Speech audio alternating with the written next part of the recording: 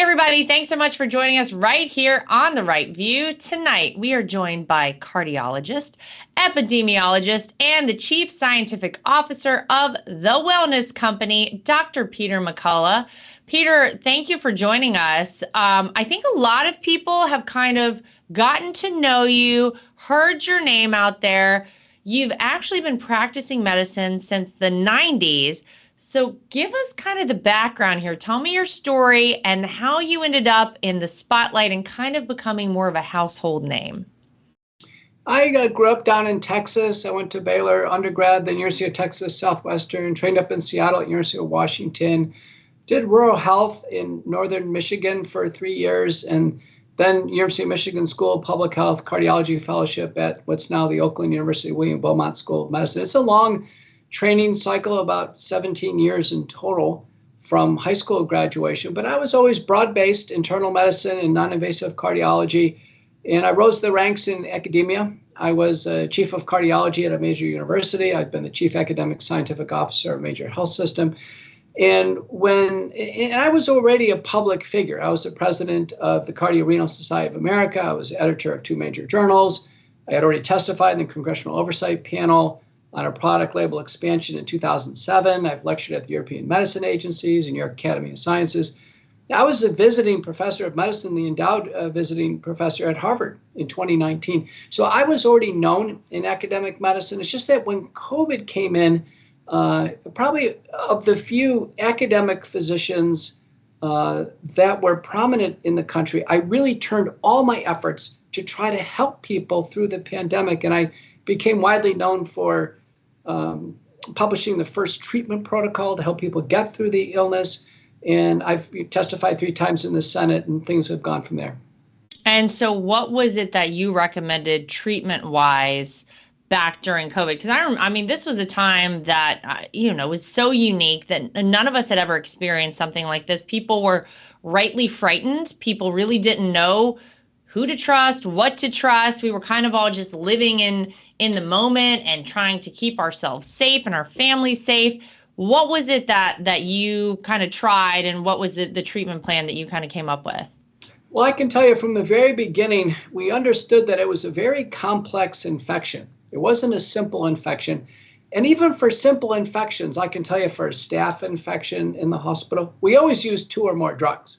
So I can tell you for a complex infection like SARS-CoV-2 that involved inflammation, a very unusual form of a pneumonia, and then blood clotting, I knew from the very beginning, 1 drug was not going to do it. There was no silver bullet here, not at all.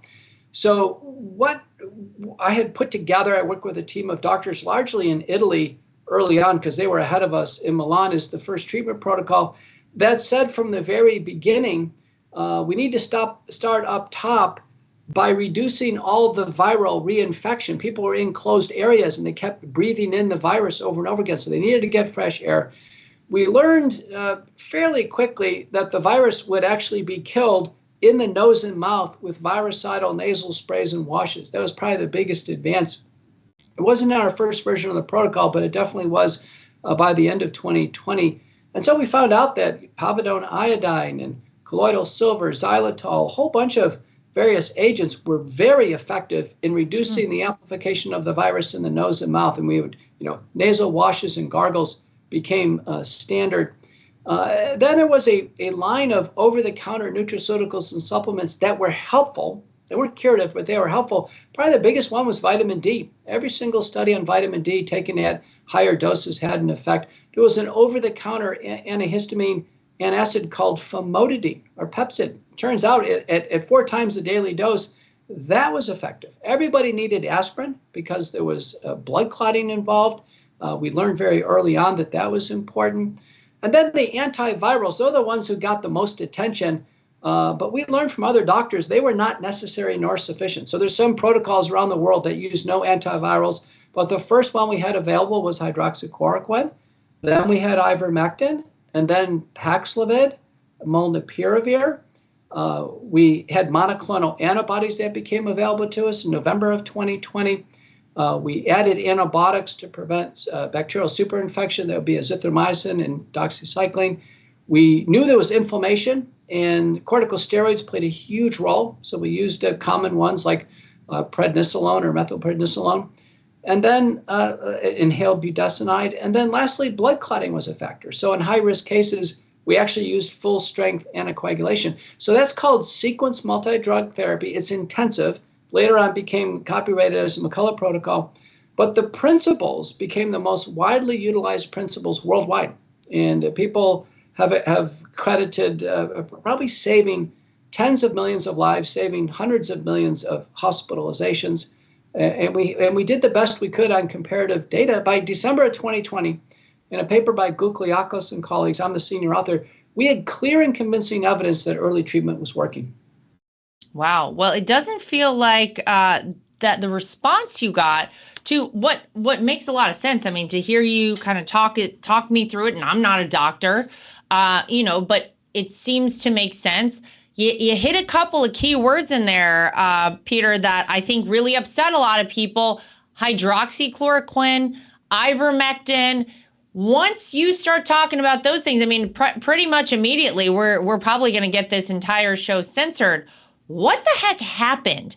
How did we go from people trying to work, as a team to figure out this novel virus, something that really shut down the entire world? People like yourself who obviously were working overtime to figure out how to treat this in so many different ways. And it sounds like you had come up with quite a few really effective treatments of it. What happened? Well, hydroxychloroquine was only one of 4 to 6 drugs that we use. And I used it widely. It's got some safety caveats, but doctors understand that. We use it for rheumatoid arthritis and for systemic lupus, malaria prevention. So it played a role. It turns out that there was over 300 studies in the end showing hydroxychloroquine's benefit was modest, about a 25% treatment benefit. But somehow it became a lightning rod, certainly with former President Trump, and other things happened around the world. American media didn't carry this, but billionaire Clive Palmer in Australia had purchased a hydroxychloroquine stockpile for the entire country of Australia. Wow. And he was going to just give it out and help people. Do you know the government authorities seized it and destroyed it? Oh my gosh. Wow. I mean, that's terrible, but this is kind of terrifying stuff. It's interesting because I remember, recommended a treatment plan during COVID. It seemed, again, very common sense based, especially for young people, to monitor their symptoms and not to panic. That became a big issue, though, right? What was the problem with that?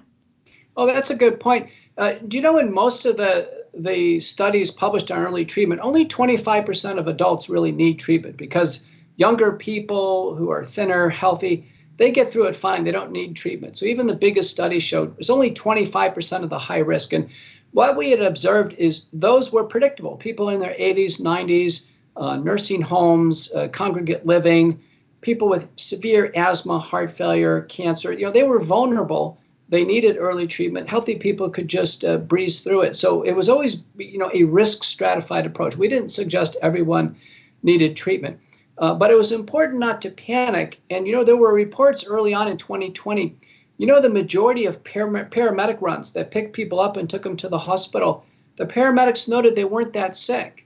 They didn't have to go on life support, what have you. Then people got in the hospital.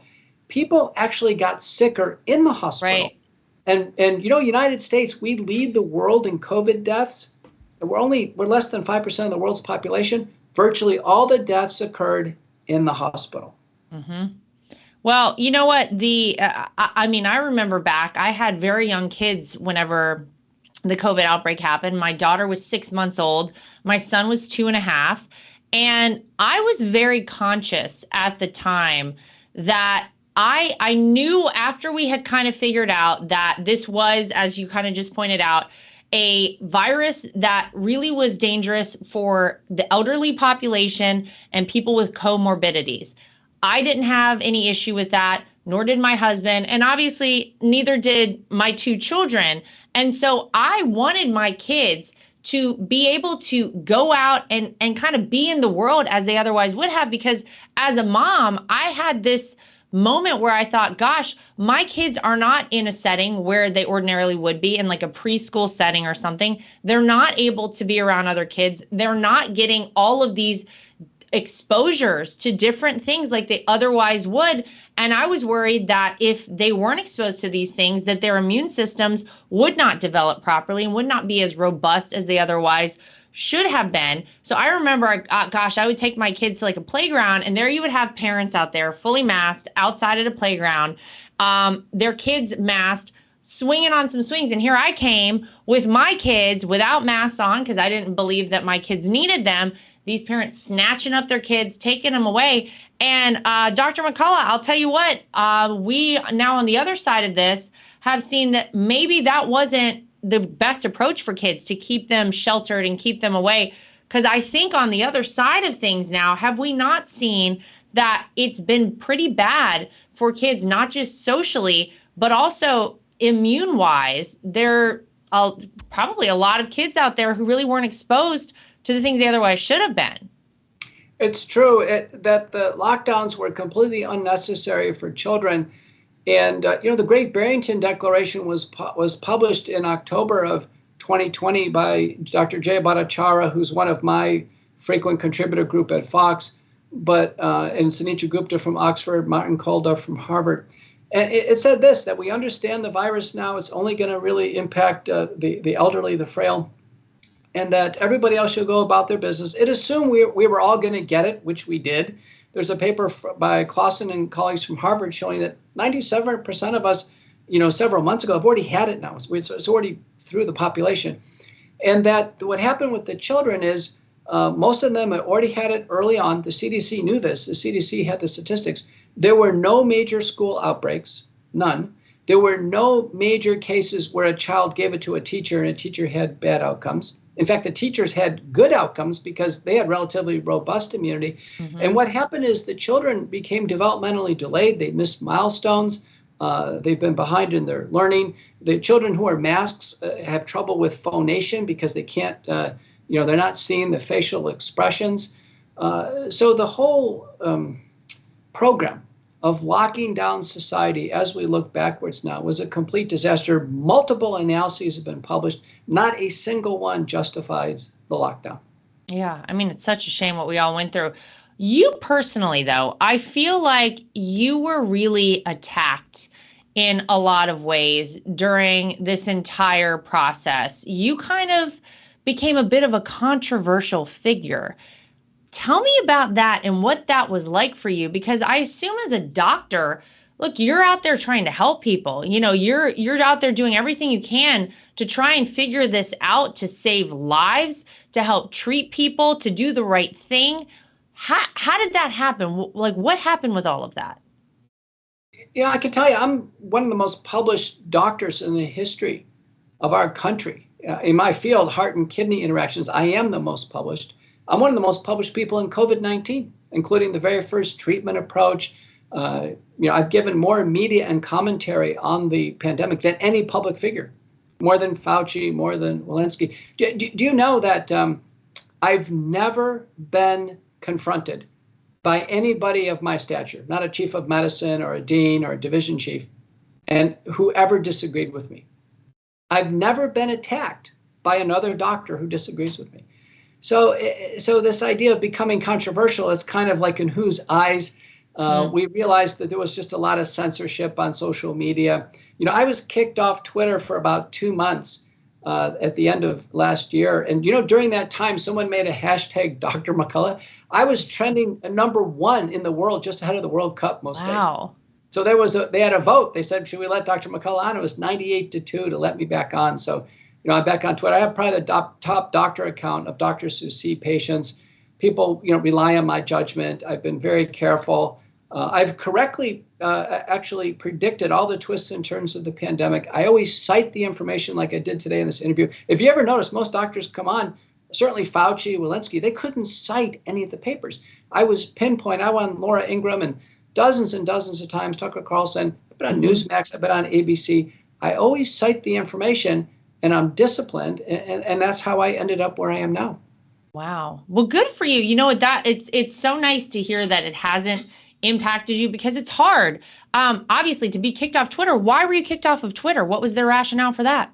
Violating the terms of community rules. There was never any justification for it. And I'm back on, and I provide helpful updates. I've branched out in the media like you. I have a top medical podcast called McCullough Report on America Out Loud Talk Radio. I've got a Substack, Courageous Discourse, which I started during my Twitter ban, became very widely read. I published a book, Courage to Face COVID-19, with best-selling author John Leake, about the early years.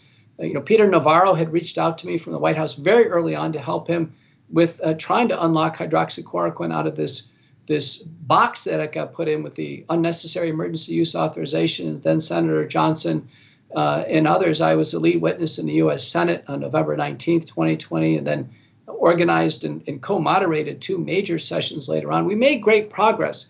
The great regret is our pandemic response was not egalitarian. It was simply became a dictatorship by one person. And we needed teams of doctors in Washington. We needed teams of doctors who were treating patients that understood the illness, and we needed frequent updates. We could have been through this, and I've testified now under oath. I think we could have saved 2/3 of 1.2 million lives lost, and we could have avoided 2/3 of 6 million hospitalizations. That's really the toll that was taken. Wow, what a shame. And I assume that in medicine, more opinions are better. You want to hear what others' protocols are and how you approach different things from different ways, and that's how you kind of come to a conclusion, right, as to what would work better. So I assume you're referencing maybe Dr. Fauci when you say the one person that was kind of in charge of it all. Right. You never saw him say, well, listen, I'm not sure. Let me get a team in here and we're going to review early treatment protocols, or we're going to review what's the best monoclonal antibody strategy. In the field, it was terrible. We were trying to get hydroxychloroquine or ivermectin or bamlanivimab or sotorivimab, and we were just struggling. It seemed like every drug that we needed to save lives, it was hard to get. We weren't getting any support out there. What we really needed is we needed full-throated support that said, listen, we're going to let the doctors do everything they can to save Americans, and the government get out of it. If the government was not in the business of pandemic response, if they did nothing, it would have been so much better, because we just would have used our medical instincts and saved lives. Instead, the government stepped in and said, nope, can't do this, can't do that. Before we know it, there were government protocols for the hospital. The hospitals weren't deviating from them. They were very nihilistic, and American lives were lost. Yeah. And the sad thing is, too, obviously having never dealt with something like this in our country's history, I think that, when you look back at my father-in-law, who was the president when COVID happened, he's not a doctor. He's not a medical expert. So he had no choice but to rely on the guidance and advice of those who he was given. And of course, one of those people being Dr. Fauci. And now all of the things, Dr. McCullough, that we see that could have been done, as you just said, differently. And it almost feels like they led him down a path where they lied to him, where they didn't tell him the full truth, where they were, for whatever reason, just only presenting one option for things. I think you're right. I think it is such a shame to look back on that and see how it all happened. I will say, I'll give my father-in-law a lot of credit. No other president could have mobilized the private sector in the way he did, gotten all the ventilators made, in such a historic way. We've never seen something like that happen. So for all that went wrong with that, it is kind of great to know that we did have a president who was willing to do everything possible, and he really did, to try and save lives. I want to ask you about post-COVID, because you're right. I think most people have had it. You would know. You said like 97% of us have had it. I got COVID almost 2 years ago for the first and only time that I know of. And the worst part of it for me was losing my smell and my taste. I lost that for almost a month. And that is such an upsetting situation. It's still, Dr. McCullough, has not fully come back for me. Do you think those of us who have experienced this, will I ever get my full smell and taste back? Is this kind of my new normal now? Is there anything we know about this? What can you tell me? I think you will. I bet you didn't use the virucidal nasal washes and sprays. I didn't even know about that till you just told me. Republican Congresswoman Nancy Mace came out in 2021. She had a big piece in Epoch Times. She said, why is our government not telling us about this simple, inexpensive approach that can cut down on the viral damage and spread up there? It turns out that just dilute povidone iodine or dilute hydrogen peroxide, or there's now commercial products, Cofix RX, Clear, and others. They work great.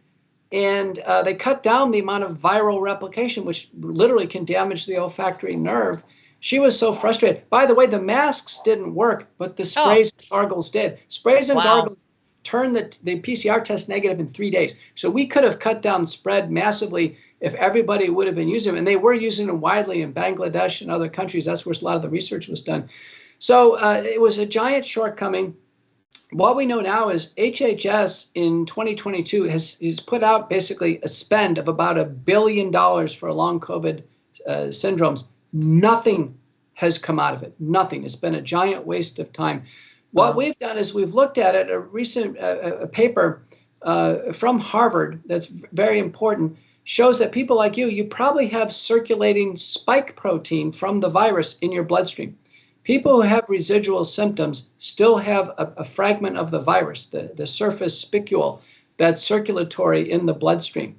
And this is very important. The first author is Swank and colleagues. And we now know that there are at least 2 natural substances that help digest this spike protein. The spike protein was engineered in the Chinese biosecurity lab in Wuhan, China. It's artificial protein. That's the reason why we can't break it down.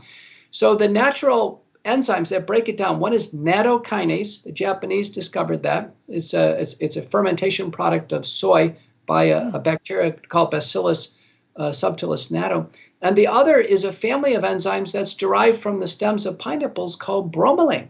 So both nattokinase and bromelain, which are available as oral supplements, you can buy them at nutraceutical stores or online, they break down the spike protein. They're also mild blood thinners. And so the spike protein is promoting blood clotting. These are helping attenuate that. And then there's a final natural substance called curcumin. It's derived from turmeric. It actually seems to buffet some of the effects of the spike protein. I've been working on this for 2.5 years. I have a major publication that's been fully accepted on using this approach now. I've tried all the prescription drugs, and very few work for these generic long COVID syndrome like you have. This kind of taste and smell is probably your only manifestation.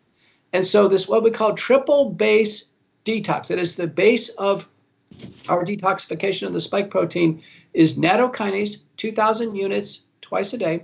That's equivalent of 100 milligrams twice a day. Bromelain, 500 milligrams once a day. And then curcumin, 500 milligrams twice a day. We're having our patients do this for about 3 months. On the short side, you would probably only take about 3 months. Other people more severely affected, 12 months. I can't make any therapeutic claims because we don't have the large randomized trials. We only have randomized trials so far in curcumin. But my clinical observations are telling me that people improve. They get their sense of taste and smell back. They have numbness and tingling. It goes away. We have improvement with problems with blood clots, heart damage, etc. So believe it or not, an unnatural protein, and the clinical response is 3 natural products. Well, I love that approach. I'm all about the natural route, Dr. McCullough. That's how I like to operate.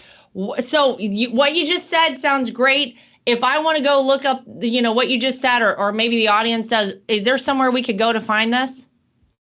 Right now, the best-in-class product that has the data online is the Wellness Company has spike support, which is nattokinase plus some minor products.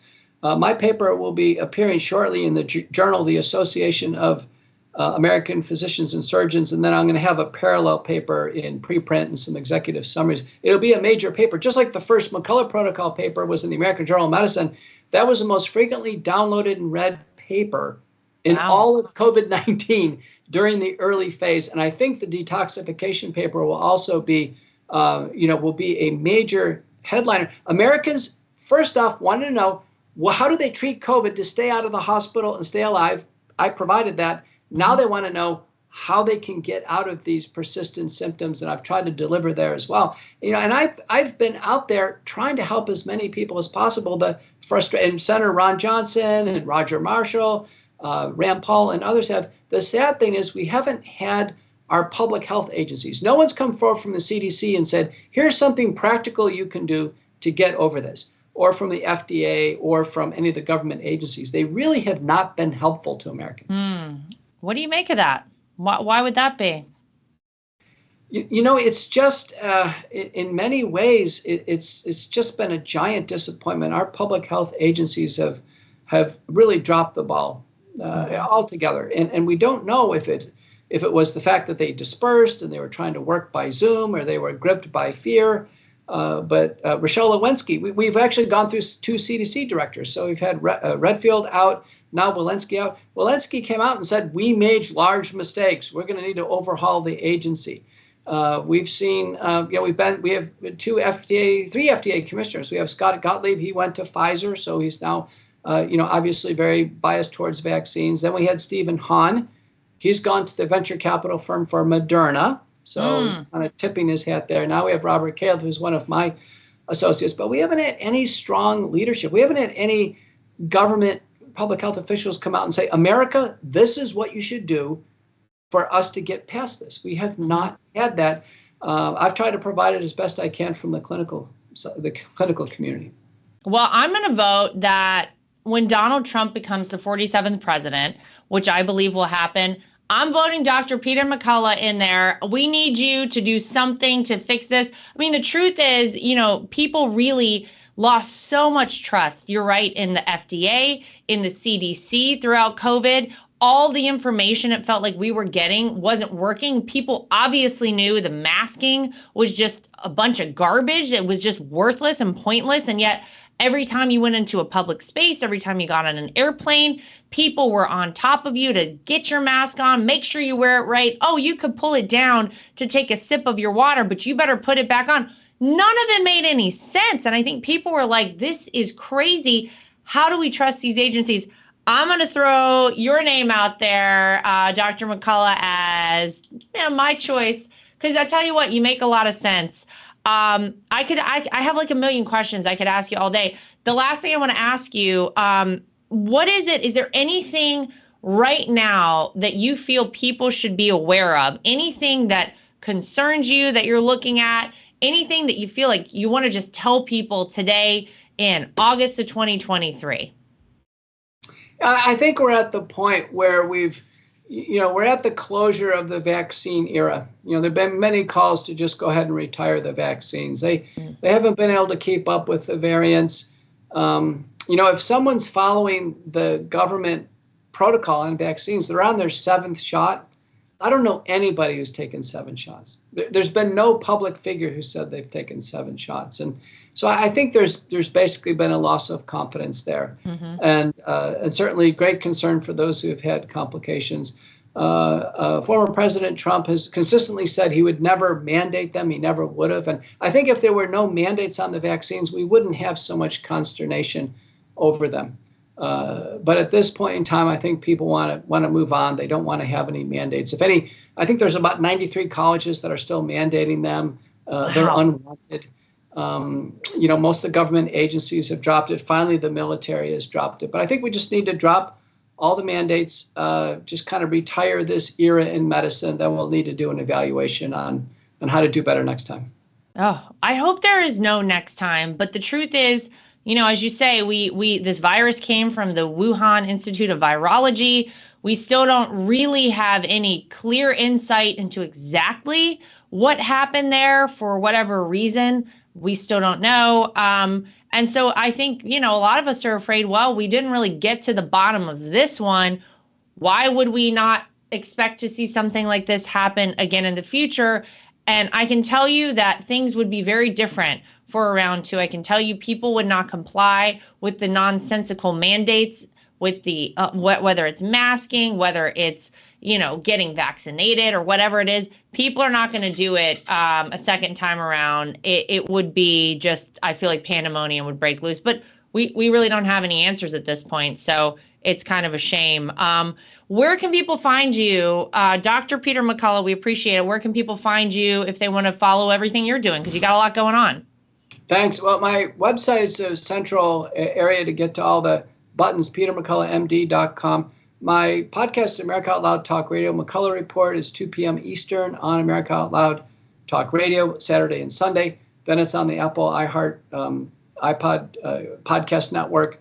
My Substack is Courageous Discourse. It comes out every day on the Substack application. My book, CourageToFaceCovid.com. It's a 5-star bestseller on Amazon. It's the only book, and actually former President Trump is in the book, Peter Navarro, Joe Rogan. I set all the records on Joe Rogan's podcast, and Tucker Carlson. I started him down this pathway, 2-year pathway that you know how it happened on Fox. So I was very involved in all this.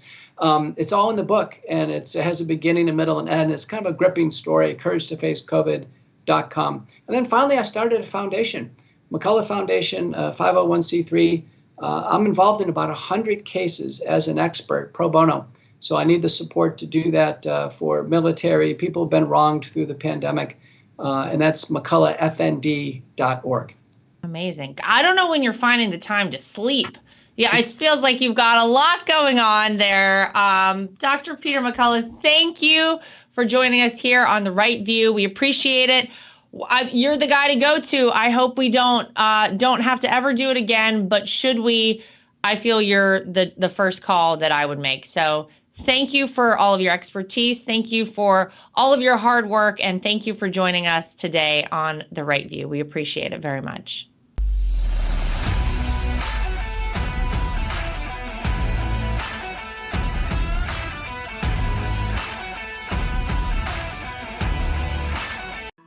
So I'm like a lot of people. I love to wear an Apple Watch, but I hate how it looks. And I scoured the internet to search for the best looking Apple Watch cases I could find, and I found it. goldandcherry.com. They have absolutely beautiful watches, as you can see here. Everything is waterproof. Everything looks good with different outfits. You can get sporty, you can get fancy, but they are great quality, made out of Delaware in the United States of America. And they have been kind enough to give me a promo code that I can share with you if you want to get your hands on one of these as well. It's Lara T, L-A-R-A-T is the promo code to get yourself a discount at goldandcherry.com. And not only do they make Apple Watch cases, they also make great products for iPads and iPhones, keyboards, your desktop, everything you could possibly need. goldandcherry.com. Use promo code LARAT so you can get yourself one of these today too. At The Right View, we're very proud of the fact that we are independent. We get to say everything that we think and everything that we feel. We have no woke companies guiding us or telling us what we can and cannot say. We are always going to shoot you straight and give you the facts as we know them. And that's why it's important to support independent outlets like The Right View. My name is Lara Trump, and I think Mike Lindell is a patriot. He is someone who loves this country, is willing to fight for this country. I love MyPillow because not only are MyPillows made in the USA by American workers, but they're great products, and they're so great that not only do I use them in my own bed at night, my children actually requested, my daughter the other day went to the closet and pulled out a MyPillow and said, this is the pillow that I want to sleep with. And I gotta tell you, she loves it and will have nothing to do with any other pillow. So it's a big hit around our house. My dogs also happen to sleep on MyPillow dog beds. So all around the Trump household, we're big fans. If you go to mypillow.com today and use promo code Trump, again, promo code Trump, you will not only save money, but you will help us continue this show and other shows like it and help us continue the fight for the future of America. Inflation has impacted all of our lives. I don't think anyone can go to the gas pump or the grocery store without noticing that it is a major factor. And unfortunately, it's not going anywhere. It doesn't seem like it's going down in the way that we would like it to. And one way to protect your money is by investing in precious metals, gold and silver. That's always been a great way to make sure that you keep your money and you keep it safe. When you go to bh-pm.com, use promo code TRUMP. That way, if you decide you want to invest in gold and silver, you'll save yourself a little bit of money. We live in a time that's very interesting. A lot of us out there feel like a lot of our rights are slipping away. And if you're like I am and you want to have the right to choose whether or not to have a vaccine, how to live your life freely, and you're looking for a great doctor, I've heard amazing things about Dr. Sherwood. He's somebody who you should really check out and check into, and it'll help support this program and keep us going. So go to Sherwood.tv and use promo code TRUMP. Again, Sherwood.tv and use promo code TRUMP. You can save yourself some money and help us keep our program going.